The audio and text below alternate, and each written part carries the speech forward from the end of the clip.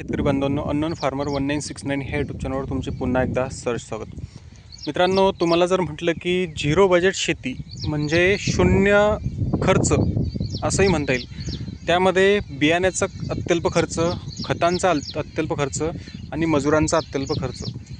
आता हे सगळ्या गोष्टी प्रायोगिक तत्त्वावर आहे. आपल्याला कशा पद्धतीनं उत्पन्न होईल ते आपल्याला याच्यामध्ये बघायचं आहे. जर बघितलं तर आपल्याला माहिती आहे की सोयाबीन लागवड जे आपण करतो तर त्याच्यामध्ये साधारणतः कमीत कमी जे अंतर ठेवलं जाते ते अंतर ठेवलं जाते 1.5 फूट आणि जास्तीत जास्त 2.5 बाय 1.5 म्हणजे पट्टा पद्धतीने लागवड. आता जास्तीत जास्त अंतर ठेवून आपण ही लागवड इथं घेत आहोत. इथे जर बघितलं तर आपण कुठल्याच पद्धतीने याच्यामध्ये सरी वगैरे काढलेलं नाही आहे. प्लेन ही जमीन आहे. प्लेन जमिनीमध्ये लागवड घेत आहोत.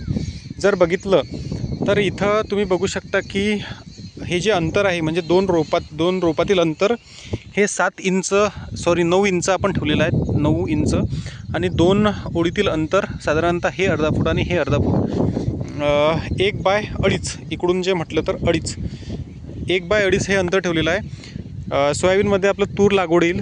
तूर लागवडीचं जे दुसरं तास येईल ते आपलं इथं येईल म्हणजे ह्या सोयाबीनच्या तासापर्यंत.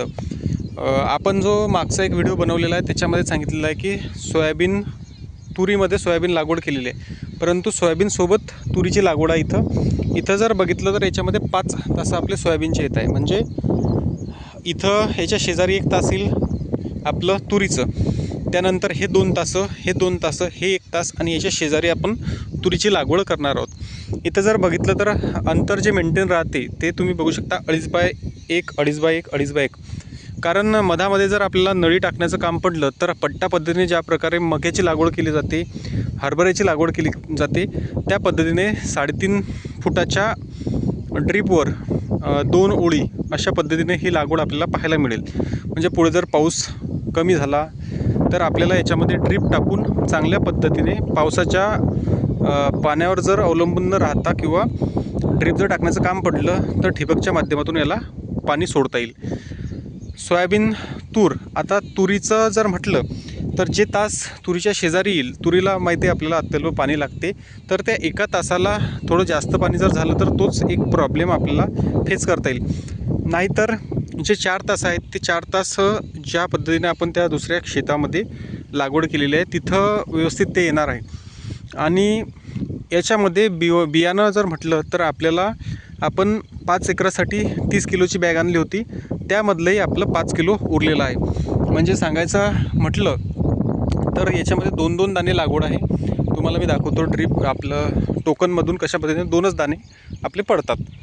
तर तुम्ही इथं बघू शकता हे आपलं टोकन आणि या टोकनमधून आपण 2 दाणे तुम्हाला दाखवू.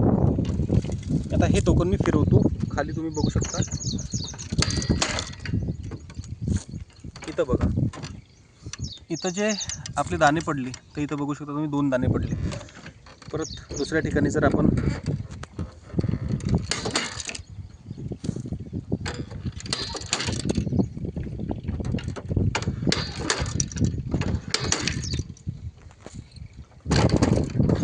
तर अशा पद्धतीने 2-2 दाणे इथं पडतात. जर मोठा दाणा असला तर 1च दाणा पडतो.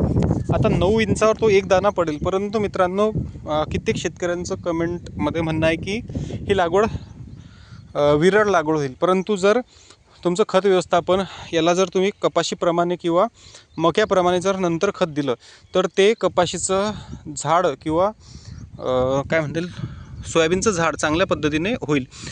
साधारणतः आपल्याला उंची त्याची इथं टोंगळ्यापर्यंत उंची झाली पाहिजे आणि चांगल्या पद्धतीने त्याची वाढसुद्धा झाली पाहिजे. तर असं एकंदरीत नियोजन आहे. आता हा प्रयोग आहे. प्रयोगांती जे काही गोष्टी येतील निदर्शनास त्या आपण बघणार आहोत. याच्यामध्ये फुटवे या झाडाला भरपूर असणारी व्हेरायटी आपल्याला वापरायची आहे.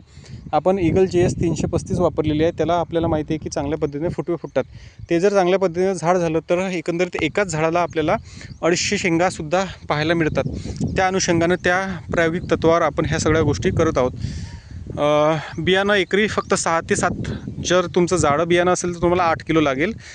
बारीक जर बियाणं आहे तर आपले 2-2 दाणे, जास्त करून 2 दाणे आणि कुठंच 1-1 दाणा पडतो. म्हणजे जिथं जाडं असेल तिथं 1च दाणा पडतो. तर अशा पद्धतीने ही आपली लागवड होत आहे.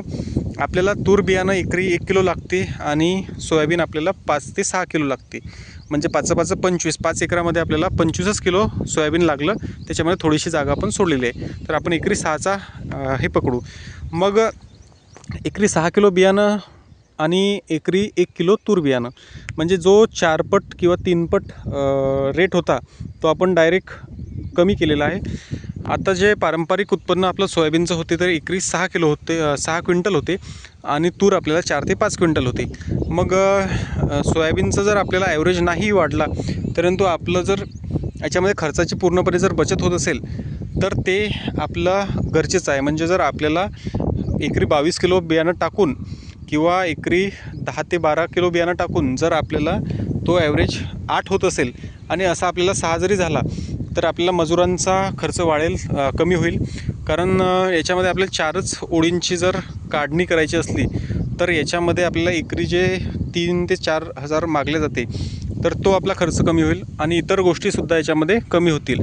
झालं, पुढं सोयाबीन निघाल्यानंतर खत व्यवस्थापन आणि इतर गोष्टी आपल्याला बघायच्याच आहे.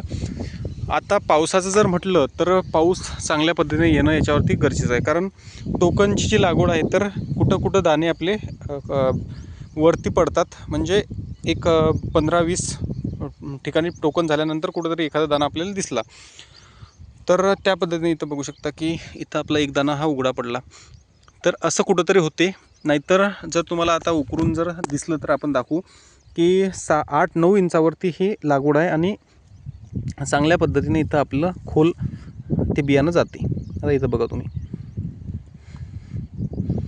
चांगल्या पद्धतीने बियाणं खोल गेलं आणि जर वाफ चांगली असेल तर ते निघूनसुद्धा येईल, परंतु याच्यावर पाणी पडणे गरजेचं आहे. इथं बघू शकता तुम्ही, आता हे 2 दाणे आपल्याला इथं पडलेले आहेत. पुढं जर दिसलं आपल्याला तर आता काय होते, कुठं कुठं आपल्या हातानेच बोटानेच ते वरतीचं अंदर चाललं जाते. तर असं एकंदरीत हे प्रायोगिक तत्वावर आपलं लागवड आहे. इथं बघा, इथं बघा. तर ते जे झाड आहे आपलं असं अंगठ्याच्या झाडाप्रमाणे बोटाप्रमाणे आपलं झालं होतं, ते जर तसं झालं आणि पूर्ण हाईट जर गुडघ्यापर्यंत झाली तर निश्चितच याच्यामध्ये सुद्धा आपल्याला कमी अत्यल्प बियाणं वापरून, म्हणजे जे आपल्याला म्हटलं जाते की 1 किलोला 1 क्विंटल, तर त्या पद्धतीने जर हे 6 किलो बियाणं पडत असेल तर एकरी आपल्याला 6 क्विंटल जरी तुरीमध्ये उत्पन्न झालं तरी बेस्ट आहे. आणि याच्यामध्ये आपल्याला तूर लागवड आहे, म्हणजे तुरीचं जे साधारणतः 7-8 क्विंटल आणि हे 6 क्विंटल, तर असं एकंदरीत जर गणित बसलं तर ते खूप चांगलं होईल. कारण आता ही लेट लागवड आहे, याच्यामुळे याच्यामध्ये जे एकंदरीत उत्पन्न आहे तुरीचंसुद्धा ते आपल्याला कमीच होईल.